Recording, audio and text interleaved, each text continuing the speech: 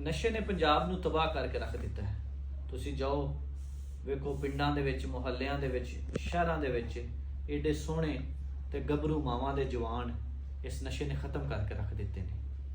ਹਜ਼ਾਰਾਂ ਬਿਮਾਰੀਆਂ ਨੇ ਜਿਹੜੀਆਂ ਅੱਗੇ ਉਹਨਾਂ ਨੂੰ ਲੱਗ ਚੁੱਕੀਆਂ ਨੇ ਔਰ ਉਸ ਤੋਂ ਅੱਗੇ ਜਾ ਰਹੀਆਂ ਨੇ। ਹੈਪੇਟਾਈਟਸ ਸੀ, ਏਡਸ ਜਿਹੜੀਆਂ ਉਹ ਗੰਦੀਆਂ ਸਰਿੰਜਾਂ ਲਗਾਉਂਦੇ ਨੇ ਜਦੋਂ ਆਪਣਾ ਨਸ਼ਾ ਕਰਦੇ ਨੇ। ਫਿਰ ਜਦੋਂ ਇਹਨਾਂ ਨਸ਼ਿਆਂ ਦਾ ਕੋਈ ਇਹਨਾਂ ਦੇ ਵਸਾਇਲ ਨਹੀਂ, ਫਿਰ ਇਹ ਚੋਰੀਆਂ ਡਕੈਤੀਆਂ ਕਰਵਾਉਂਦੇ ਨੇ, ਆਪਣਾ ਨਸ਼ਾ ਪੂਰਾ ਕਰਦੇ ਨੇ। ਜਰਾਇਮ ਦੇ ਵਿੱਚ ਬੇਤਹਾਸ਼ਾ ਇਜ਼ਾਫਾ ਹੋ ਰਿਹਾ ਹੈ।